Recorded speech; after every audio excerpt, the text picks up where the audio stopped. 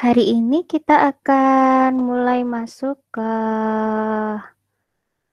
konsepnya OOP itu seperti apa saja, sifat-sifatnya seperti apa saja. Nah, mungkin saya mulai dari slide yang pertama ini adalah membedakan antara konsep pemrograman prosedural dengan OOP. Kalau di pemrograman dasar itu kalian mengenal pemrograman terstruktur, ya. Di sini dinamakan pemrograman terstruktur karena dia nanti sesuai dengan strukturnya, maka dia akan dieksekusi sesuai dengan urutannya atau sekuensnya. Nah, kalau misalnya yang akan kita pelajari satu semester ini namanya adalah pemrograman berorientasi objek. Di sini saya mencoba membedakan ya, apa sih perbedaan antara pemrograman terstruktur yang sudah kalian pelajari dan apa yang akan kita pelajari di pemrograman berorientasi objek ini. Jadi jangan khawatir misalnya ada banyak istilah di sini yang mungkin kalian masih belum mengerti, nggak masalah karena nanti akan saya terangkan lebih lanjut di materi selanjutnya. Yang pertama, pemrograman terstruktur itu memecah program dalam fungsi dan data. Nah, kemarin kalian sudah bilang kalau misalnya kalian mengalami kesulitan di metode. Nah, metode itu termasuk dari pemrograman terstruktur. Kemudian data atau di data bisa kita namakan variabel gitu ya. Dia juga termasuk pemrograman terstruktur. Kalau di pemrograman berorientasi objek itu apakah tidak ada? Tentu saja masih ada, ya. Menggabungkan fungsi dan data. Nah, bedanya kalau di sini programnya dipecah menjadi beberapa fungsi, beberapa variabel seperti itu ya. Nah, kalau di sini itu fungsi dan data itu kita akan menggabungkan dan dimasukkan nanti ke dalam kelas-kelas atau objek-objek. Nah, bedanya itu kalau misalnya di sini dipecah programnya jadi fungsi dan data, kalau di sini fungsi dan datanya digabungkan dan nanti kalian akan mengenal istilah kelas dan objek. Intinya apa? Kita masih akan mempelajari fungsi atau metode, data atau variabel. Ya, dia akan masih tetap terus terpakai di sini. Kemudian untuk poin yang kedua itu adalah pemrograman terstruktur memiliki ciri sequence atau dia di running secara berurutan. Kemudian dia juga memiliki selection atau pemilihan dan repetition atau perulangan. Mungkin sampai di sini beberapa pemrograman terstruktur itu materi yang kalian dapatkan gitu ya. Nah, kemudian kalau PBO apa? Apakah ini tidak terpakai? Tentu saja masih tetap terpakai. Akan tetapi kita nanti juga akan ada tambahan lagi. Kalau pemrograman berorientasi objek itu dia akan memiliki ciri-ciri yaitu encapsulation, inheritance atau penurunan sifat dan polymorphism. Artinya apa? Antara konsep pemrograman terstruktur dan PBO sebetulnya itu juga ketika belajar PBO, konsep pemrograman terstruktur juga masih tetap terpakai. Bagaimana kita melakukan selection, repetition itu masih tetap terpakai gitu. Tapi nanti kita akan mengemasnya ya, itu ke dalam encapsulation ya di sini polymorphism dan yang lain-lain. Kemudian untuk poin yang ketiga yaitu struktur program rumit karena berupa urutan proses dan fungsi-fungsi. Kalau di PBO itu struktur program lebih ringkas, cukup dengan membuat objek dan kelas lalu bekerja berdasarkan objek dan kelas tersebut. Jadi saya yakin untuk poin yang ketiga ini kalian masih belum paham bedanya rumit sama ringkasnya itu di mana. Ini akan kalian rasakan ketika kalian nanti sudah mulai coding menggunakan PBO. Jadi di sini saya mungkin menjelaskan teorinya saja gitu ya.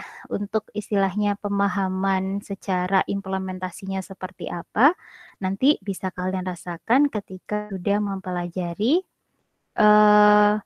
apa saja yang harus kalian buat ketika membuat program berorientasi objek. Jadi intinya ini bedanya, ini dianggap lebih rumit, di sini lebih ringkas. Kemudian yang poin keempat itu adalah reuse kode program itu kurang. Reuse di sini artinya penggunaan kembali kode programnya itu kurang. Artinya ketika kalian membuat program itu untuk dipakai kembali program tersebut ketika ada pengembangan itu agak kurang. Apakah tidak bisa? Tetap bisa sebetulnya, akan tetapi dia masih kurang untuk reusable-nya. Tapi kalau di PBO itu sangat reusable. Artinya apa? Ketika kalian mungkin membuat programnya hari ini gitu ya. Nah, kemudian bulan depan ternyata ada kasus yang mirip dan kalian ingin menggunakan program yang sama gitu sebagai basicnya. Nah, kalian hanya tinggal memanggil saja nantinya. Artinya apa? Ketika kalian membuat program itu sudah dipastikan bahwa dia bisa digunakan lagi. Ya. Dan kelas bisa digunakan berkali-kali sehingga bisa menghemat space memory. Kemudian untuk poin yang kelima itu adalah efektif digunakan untuk menyelesaikan permasalahan. Nah, kalau permasalahan yang rumit dia kurang cocok karena nantinya kesulitan menemukan solusi permasalahan ketika terjadi error. Jadi gini, selama kalian pemrograman dasar, kalau saya bilang mungkin contoh kasusnya itu kan kecil gitu ya. Nah, ketika kecil itu maksudnya apa? Jadi kalian bisa menyelesaikan permasalahan tersebut hanya beberapa baris code saja. Kalau misalnya sampai 100 baris itu saya bilang masih kecil gitu. Nah, kalau misalnya di PBO itu dia bisa menyelesaikan permasalahan yang besar sekali. Karena OOP itu nanti terdiri dari kelas-kelas yang memisahkan setiap kode program menjadi kelompok-kelompok kecil sesuai dengan fungsinya.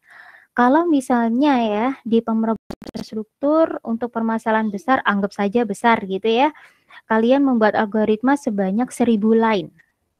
Nah, apakah di OOP itu bisa dipersingkat?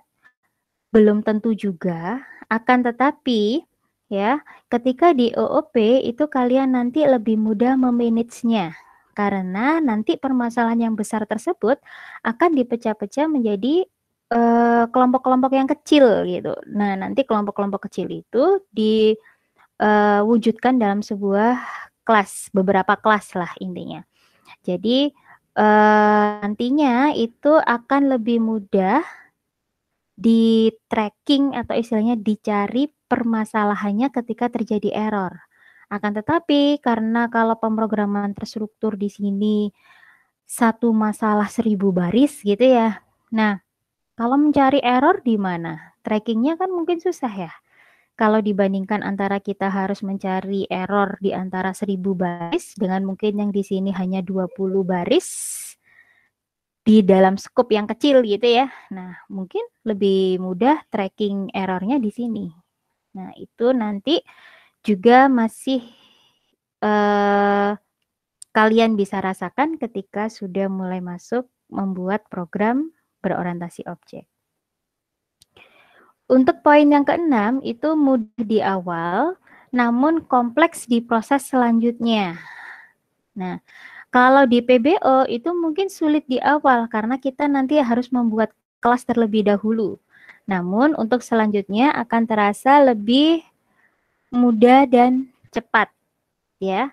Jadi mudah di awal tapi susah, ataukah kalau di sini dia mungkin susah di awal akan tetapi selanjutnya itu akan terasa mudah dan cepat. Karena dia bisa di-reuse ya. Kemudian scoping atau istilahnya kelompok-kelompok kecil permasalahan itu masih lebih mudah untuk di-manage. Kemudian untuk poin yang ketujuh itu adalah eksekusi lebih lambat karena setiap perintah dikerjakan berurutan. Ya, eksekusinya akan lebih lambat.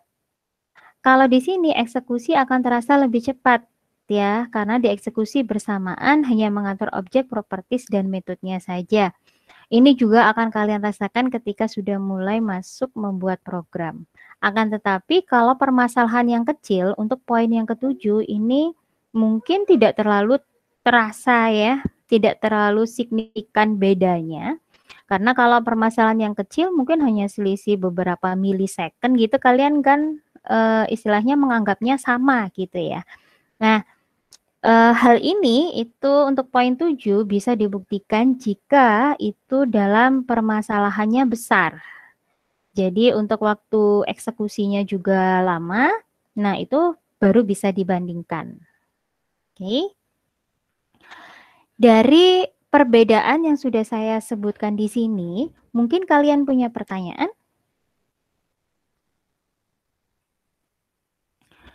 Kalau tidak ada, saya lanjutkan ke slide berikutnya. Oke. Nah, tadi di slide awal itu saya menyebutkan kelas, kemudian ada objek. Nah, sebelum kita berbicara mengenai kelas, kita harus mengetahui terlebih dahulu apakah objek tersebut.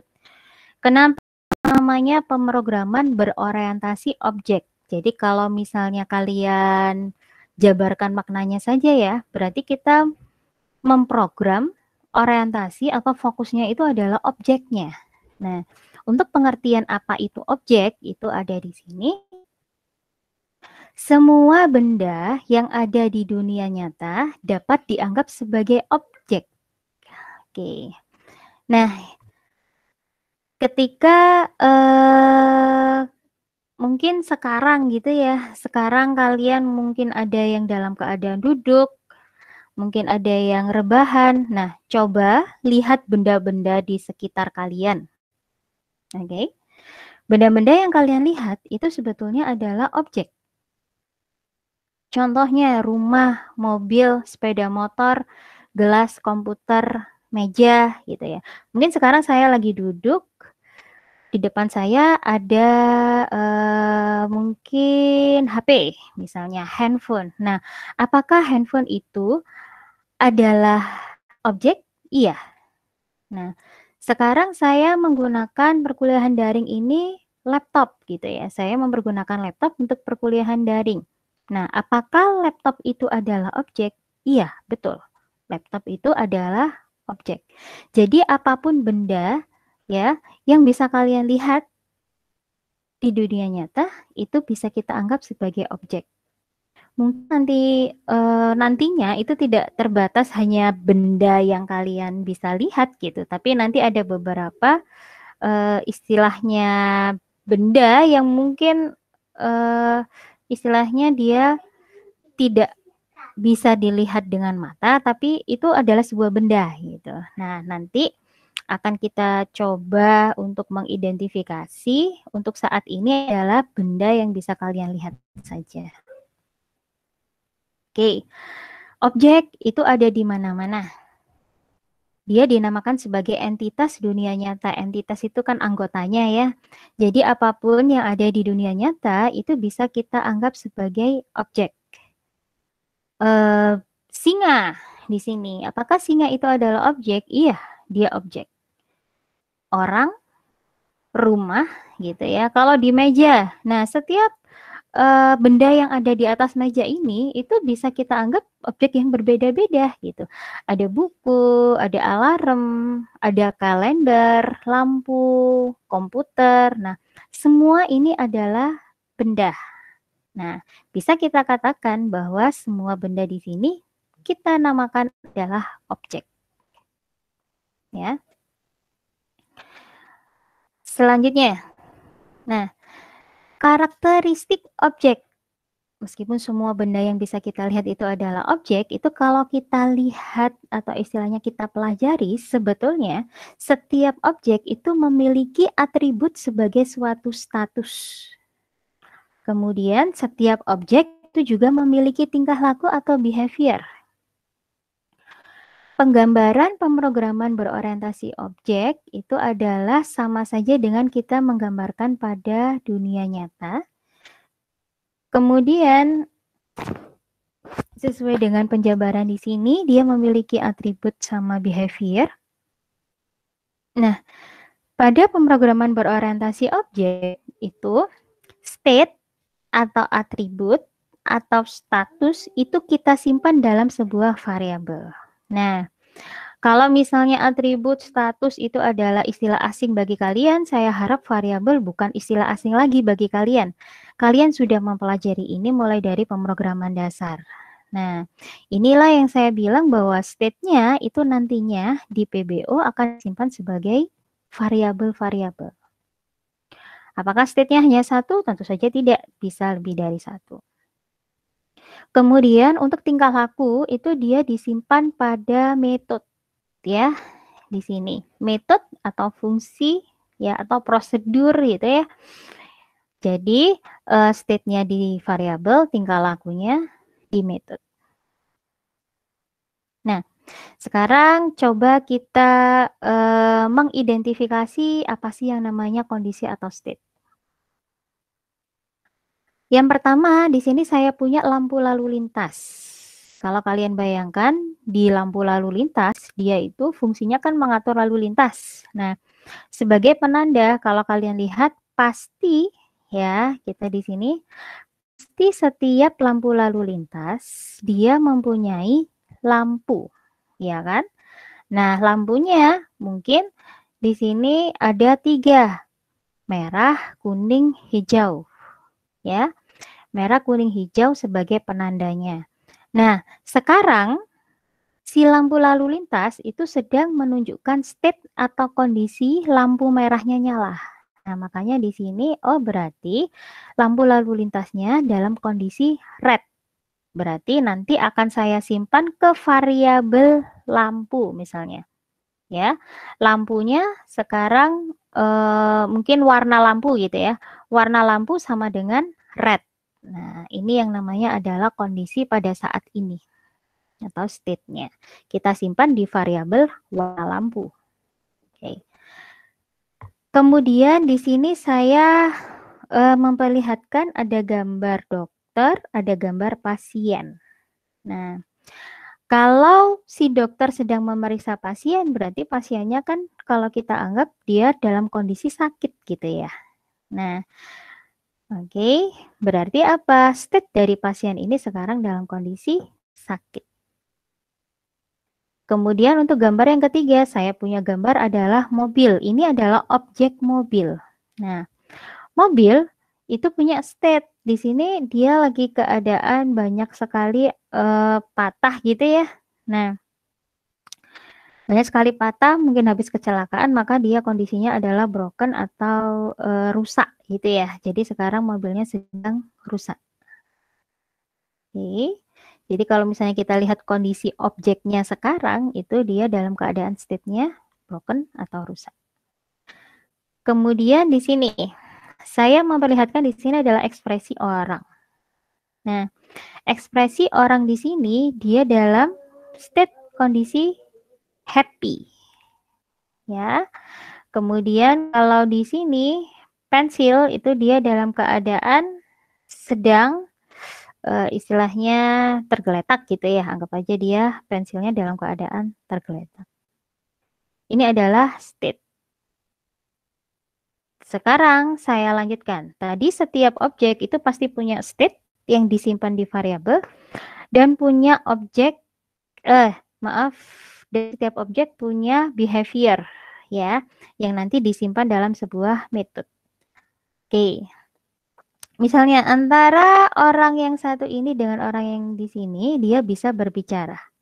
Kalau misalnya kita anggap semua orang itu dia bisa punya behavior atau perilaku bisa berbicara. Ya. Kalau misalnya state itu biasanya kata-katanya bisa berupa kata keterangan gitu ya. Tapi kalau di sini dia itu berupa kata kerja. Jadi yang namanya objeknya itu bisa kerja apa aja gitu. Nah, di sini orang itu bisa lari. Nah, lari di sini adalah kata kerja. Maka dia adalah behavior dari objek orang. Singa di sini. Singa sedang mengaum gitu misalnya. Nah, berarti apa? Objek singa dia punya behavior bisa mengaum. Oke. Sampai di sini ada yang ditanyakan mungkin?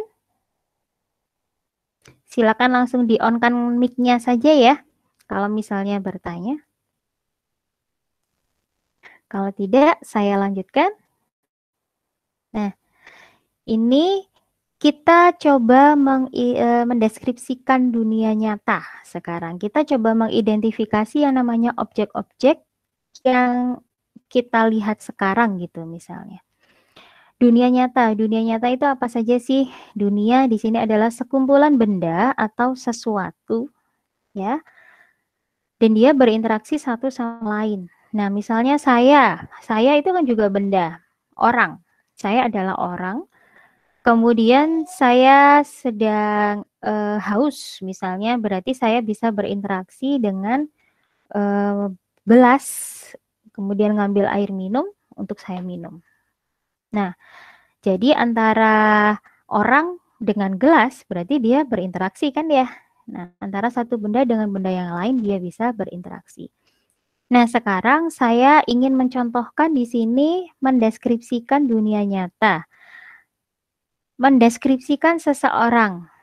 Kalau misalnya kalian ketemu dengan orang gitu ya, kita mungkin bisa mendeskripsikan ini minimal. Kenapa? Karena ini yang pasti dimiliki oleh setiap orang. Yang pertama, Mary berambut pirang, berarti atributnya dari orang itu ya, setiap orang pasti punya kondisi, oh iya rambutnya apa? Pirang. Matanya warnanya apa? Di sini biru.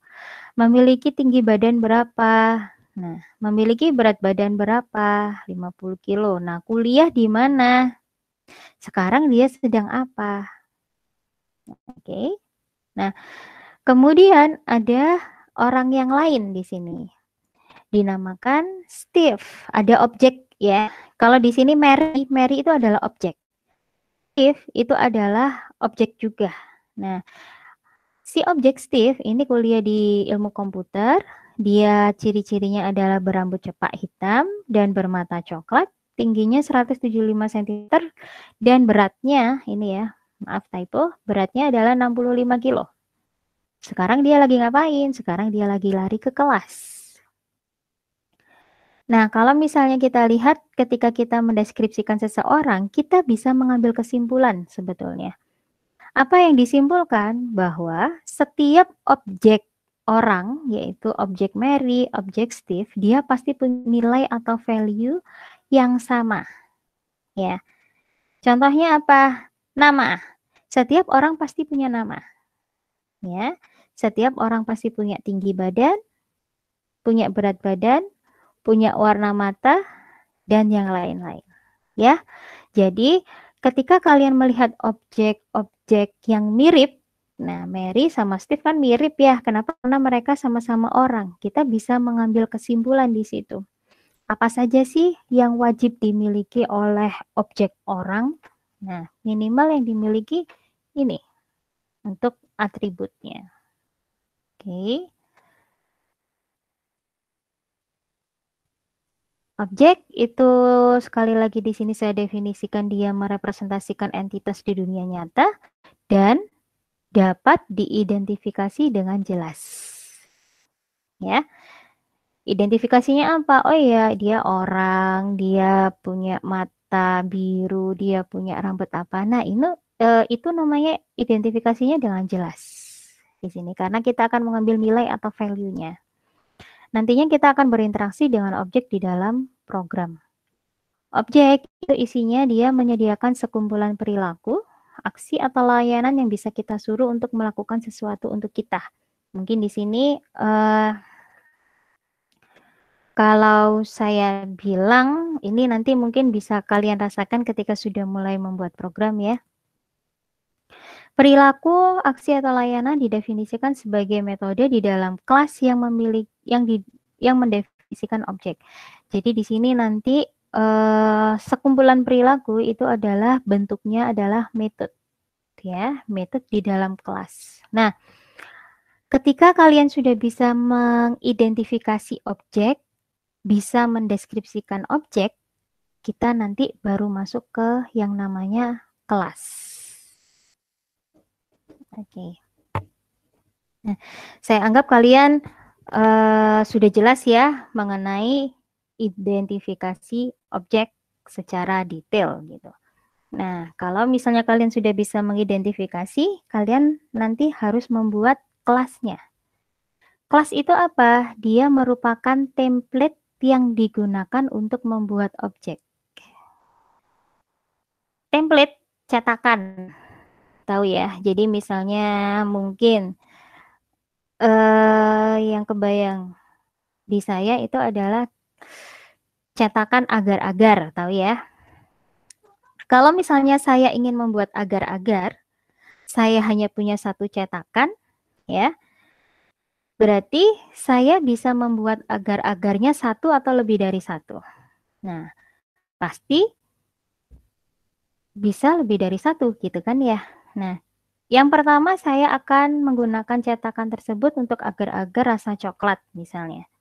Nah, ketika saya keluarkan dari cetakannya, ya terbentuklah agar-agar dengan bentuk yang sesuai cetakannya, rasanya coklat.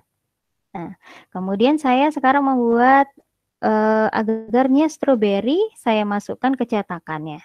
Nah, kemudian saya keluarkan. Terbentuklah yang namanya bentuk yang sama, agar-agar yang sama, tapi beda rasa. Sekarang rasanya adalah stroberi. Yang dinamakan kelas itu adalah cetakannya. Jadi dari satu cetakan kita bisa membuat lebih dari satu objek. Nah, agar-agar rasa coklat itu adalah objeknya, agar-agar rasa stroberi itu adalah objeknya.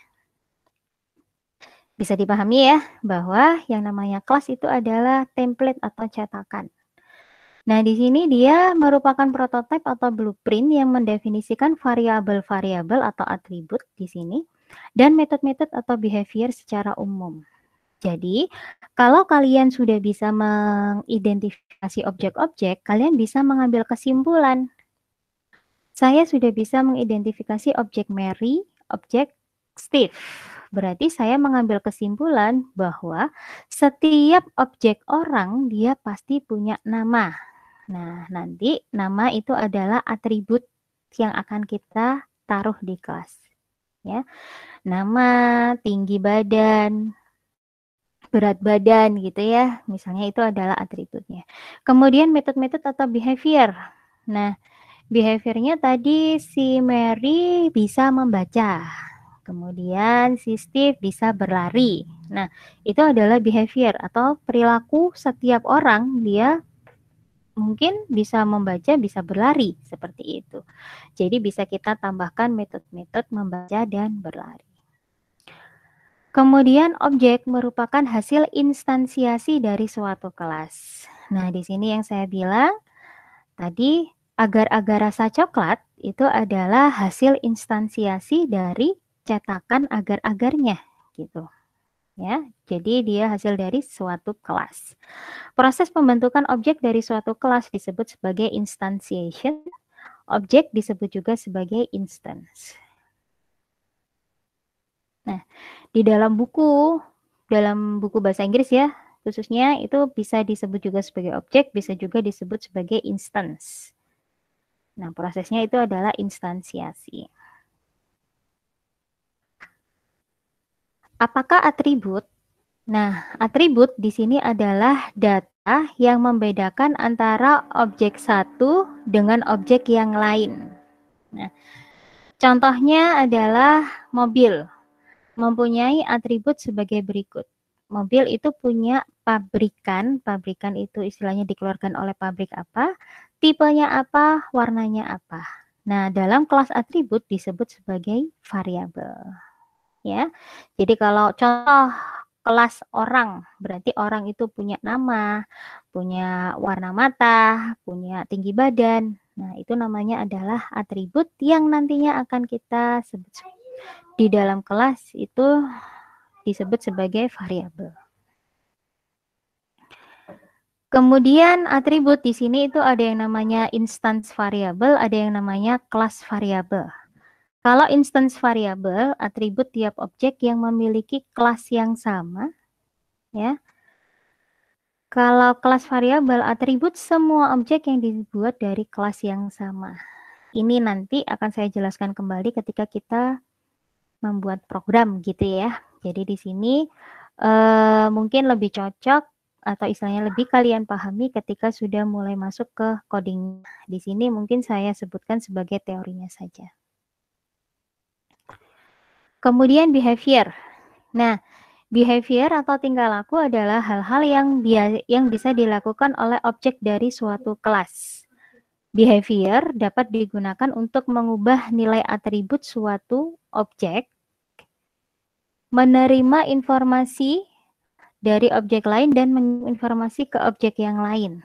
Nah, di sini contoh dari kelas mobil itu adalah behaviornya setiap mobil pasti bergerak maju, pasti bisa bergerak mundur, pasti dia bisa parkir. Nah, dalam kelas behavior disebut juga sebagai metode. Ya, jadi nanti perwujudan dari behavior ini adalah metode-metode. Metode adalah serangkaian statement dalam suatu kelas yang menangani suatu pekerjaan tertentu. Jadi nanti di sini itu kita juga akan membuat metode. Jadi nanti akan saya sisipkan yang mungkin kesulitan membuat metode atau kapan sih implementasinya, nanti akan saya sisipkan di sana ketika kita sudah mulai belajar coding. Untuk hari ini masih teori saja, kita tidak ada coding sama sekali.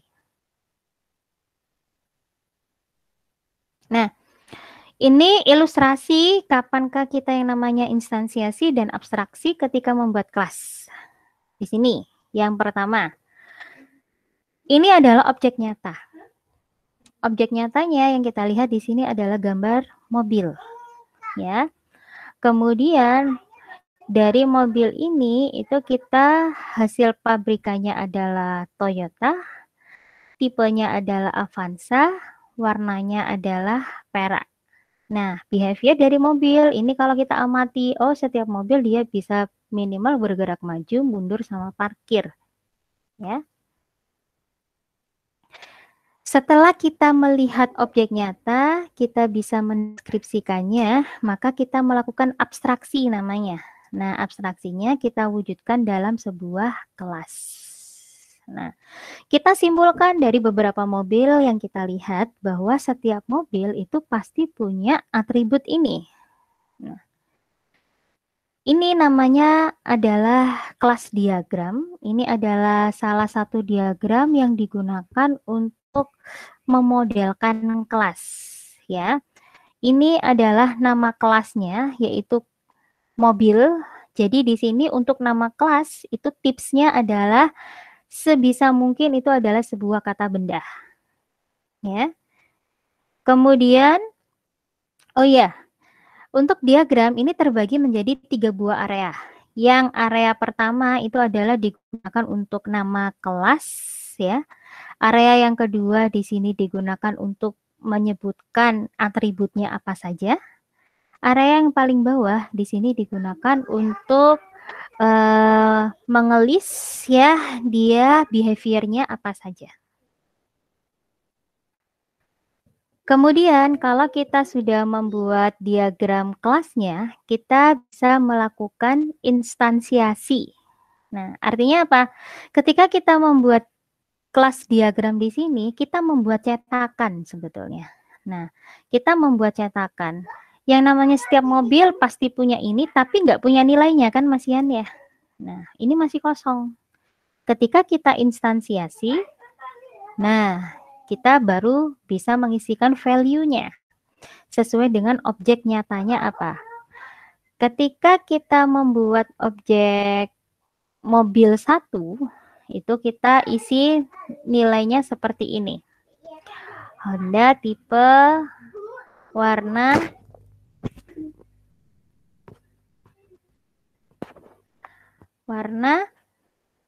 kemudian behaviornya bergerak maju, bergerak mundur, parkir gitu ya.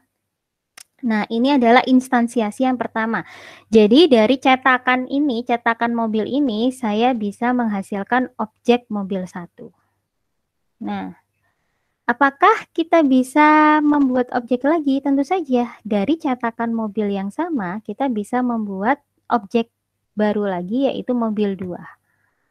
Ini kita bisa isi nilainya, value-nya sesuai dengan yang kita lihat di objek yang kedua. Oke. Jadi prosesnya kurang lebih seperti ini. Kalian harus melihat benda apa saja yang yang bisa kalian identifikasi, kemudian bikin kelasnya, bikin objeknya. Oh iya, nanti kita diskusi ini ya. Tolong nanti kalian harus bisa mengidentifikasi ini, karena sebentar lagi akan kita lakukan diskusi tentang bagaimana caranya membuat kelas. Nah, ini adalah kelas diagram, nanti ada pertemuan tersendiri sebetulnya. Akan tetapi di pertemuan awal ini saya ingin memberikan contoh ya penggunaannya, kurang lebih seperti ini. Ini adalah nama kelas, ini adalah area untuk atribut, di sini adalah area untuk behavior, atau paling gampang, ini adalah area untuk variabelnya, variabel apa saja yang dibutuhkan. Di sini area untuk metode apa saja yang dibutuhkan. Sebetulnya tanda plus ini tuh ada artinya. Nah, ada private, public, sama protected, dan kosong. Kalau misalnya kita kasih tanda sama sekali itu artinya default ya. Private, public, protected, sama default akan saya terangkan ketika pas materinya. Jadi tidak bisa saya terangkan sekarang karena ini nanti penjelasannya panjang. Ya, intinya untuk saat ini kita buat public semuanya pakai tanda plus semua. Nah, ini adalah contoh kelas diagram untuk kelas mobil. Tolong diingat-ingat lagi, ini adalah nama benda, di sini adalah kata kerjanya, kemudian di sini boleh kalian identifikasi variabel-variabelnya yang pasti dipunyai oleh kelas tersebut. Jadi, tolong dipahami di sini bahwa cetakan gitu ya. Kelas itu adalah cetakan, jadi nanti objek yang kita buat pasti sesuai dengan cetakannya. Kemudian, oh ya, ini saya terangkan saja dulu, baru nanti kita diskusi. Aturan penulisan identifier, ini saya yakin sebetulnya sudah ada di pemrograman dasar ya. Dia minimal itu ada aturan atau konvensi untuk variabel dan metode dan nama kelas. Di sini yang namanya konvensi ini sebetulnya tidak kita terapkan sih nggak akan error gitu. Akan tetapi lebih baik kalau kita terapkan agar program kita lebih mudah dibaca. Ingat sekali lagi, program yang bagus itu bukan hanya orang membuat program saja yang mengerti.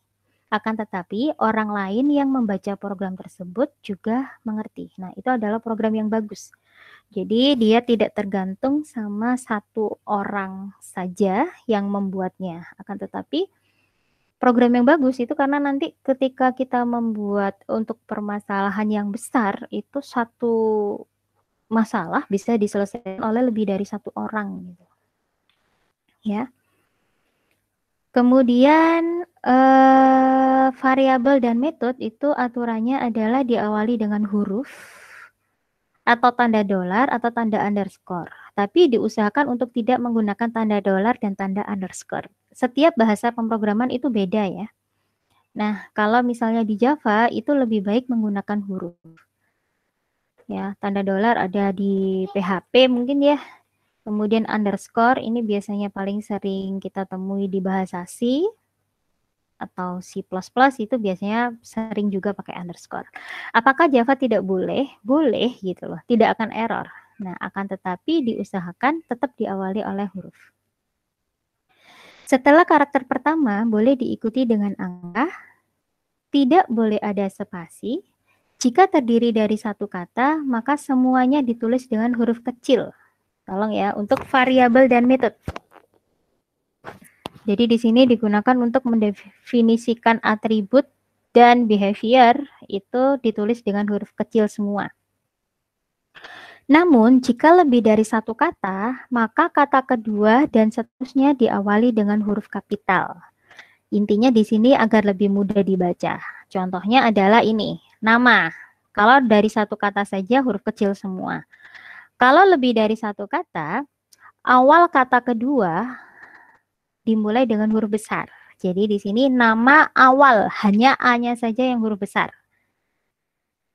Ya, sekali lagi hanya huruf pertama dan kata kedua saja yang huruf besar.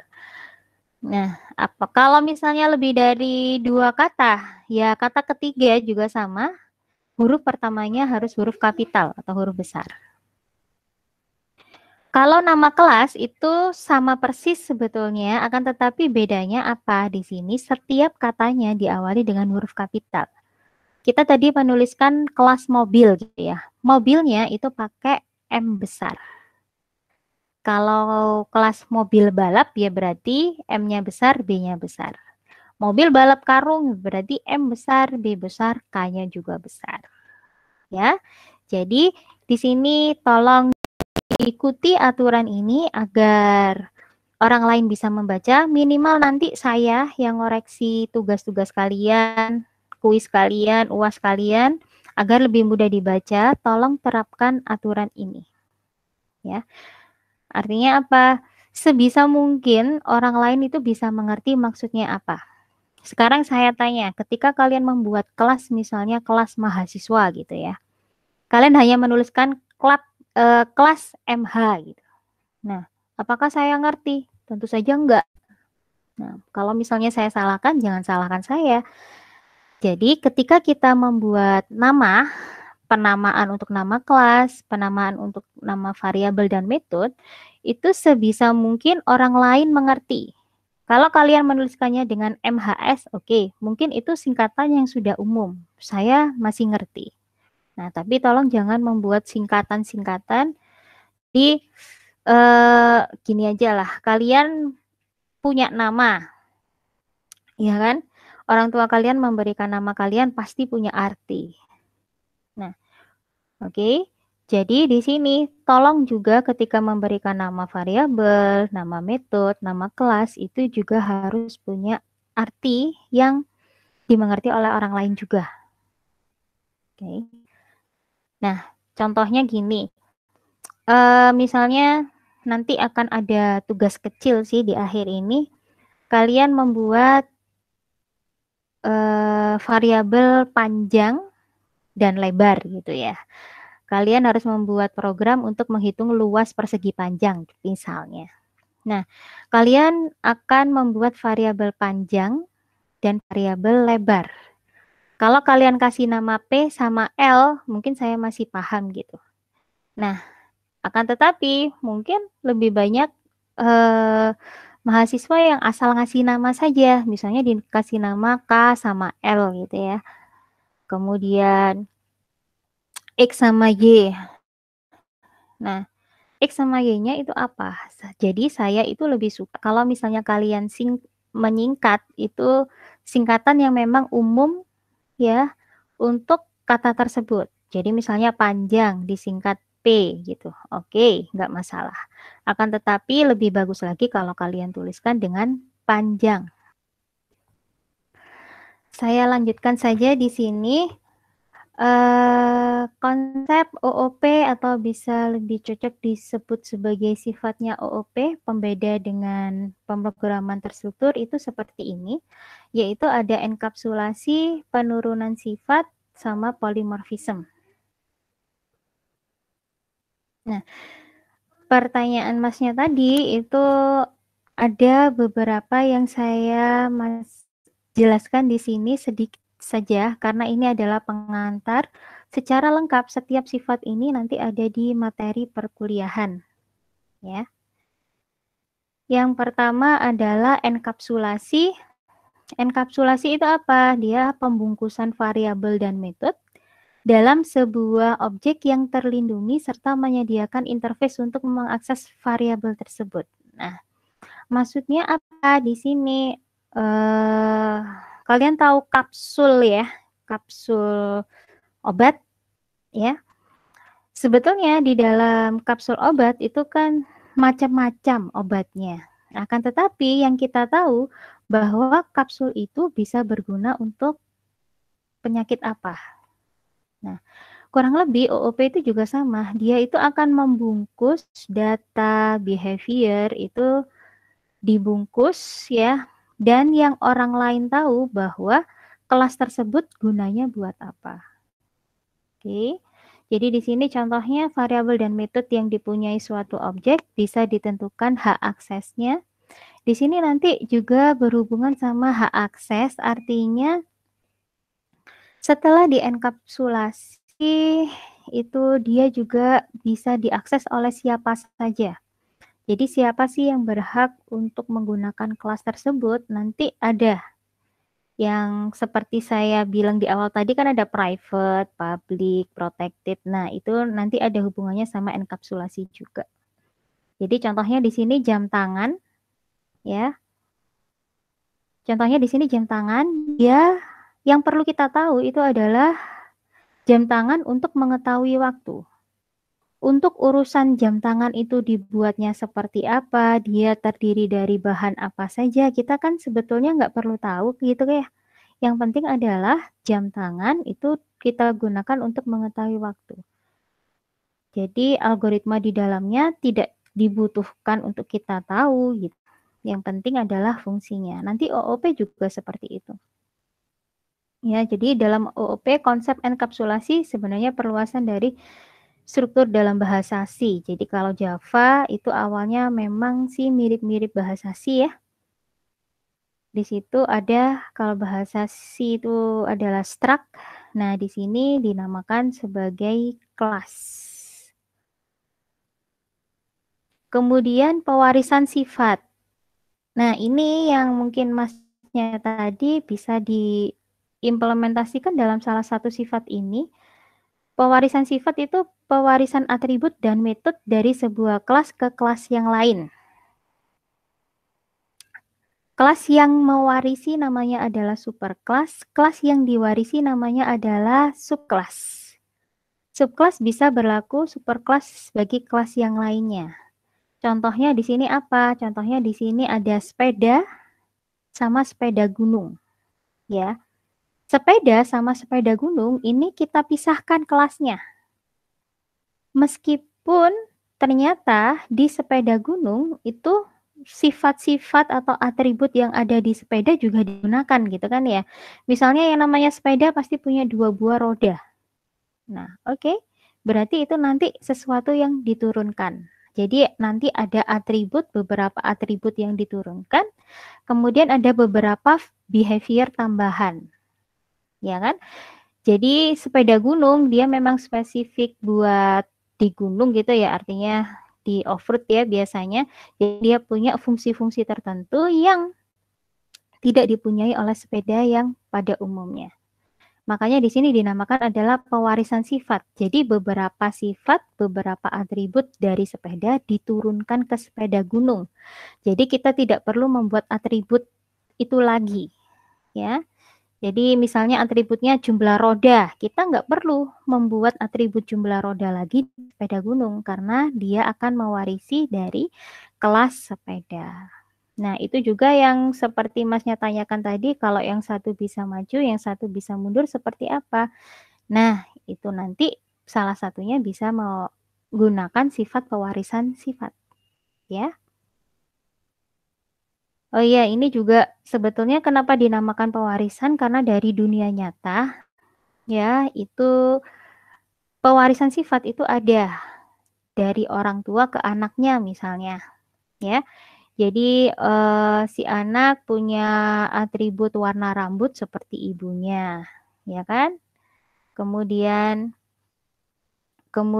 warna kulit seperti ayahnya dan yang lain sebagainya. Jadi itu nanti sebetulnya di sini memang konsepnya untuk dari dunia nyata dibawa ke pemrograman. Jadi beberapa pewarisan sifat itu dibutuhkan. Kemudian polimorfisme. Ini adalah kemampuan suatu objek untuk mempunyai lebih dari satu bentuk. Ya, jadi di sini kalau misalnya satu cetakan, tadi yang saya contohkan kan satu cetakan agar-agar, ya kan? Nah, dia pasti bentuknya pasti akan sama ketika kita membuat objek dari cetakan yang sama. Nah, kalau di sini itu nanti bisa plus-plus. Jadi polimorfisme itu bisa jadi objeknya itu secara prinsip sama, tapi prosesnya bisa berbeda. Di sini contohnya adalah penyanyi. Melakukan aktivitasnya dengan bernyanyi, ya kan? Tapi kalau kita mengetahui penyanyi tersebut penyanyi apa setelah dia nyanyi. Oh, kalau dia menyanyikan lagu jazz berarti dia penyanyi jazz. Kalau dia menyanyikan lagu dangdut atau pop berarti dia penyanyi dangdut atau pop. Ya. Jadi nanti kalau polimorfisme namanya juga polimorfisme banyak bentuk ya. Jadi mungkin dari satu kelas yang sama nanti kita bisa membuat objek yang beda-beda. Bahasa pemrograman berorientasi objek itu macam-macam. Ini hanya sedikit ya contohnya.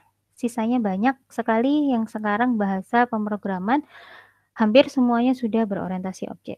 Mulai dari yang paling lama itu Visual Fox Pro, Java, C++, Visual Basic, dan yang lain-lain. Kelebihan OOP seperti di teori, kalau di sini saya bilang teori ya, karena kalian masih belum masuk ke pemrogramannya. Kelebihannya dia kebebasan pengembangannya, peningkatan kualitas dari programnya itu sendiri, kemudahan pemeliharaan, kemampuan tinggi dalam modifikasi, dan penggunaan kembali software. Ini saya kira sudah saya jelaskan sedikit ya ketika di awal slide yang tadi. Nanti kita bisa merasakan sendiri ketika sudah mulai masuk ke coding. Nah, yang terakhir, ini adalah slide terakhir. Saya suruh kalian untuk membuat coding atau di sini tugas atau latihan gitu ya. Untuk pertemuan kali ini buatlah sebuah program untuk menghitung luas lingkaran. Buatlah sebuah program untuk menghitung keliling luas dan panjang diagonal dari sebuah segi 4. Di sini karena saya belum mengajarkan pemrograman berbasis atau berorientasi objeknya, kalian membuat program seperti yang kalian ketahui di pemrograman dasar saja. Tujuan saya adalah nanti pertemuan berikutnya kita akan mengubahnya menjadi pemrograman berorientasi objek. Jadi nanti kalian bisa membandingkan program kalian yang menggunakan terstruktur dengan minggu depan setelah kalian belajar pemrograman berorientasi objek, kita ubah menjadi pemrograman berorientasi objek. Nah, di situ kalian nanti mulai bisa merasakan perbedaan antara pemrograman terstruktur dan pemrograman berorientasi objek. Ya, di sini nanti saya akan upload di e-link untuk materi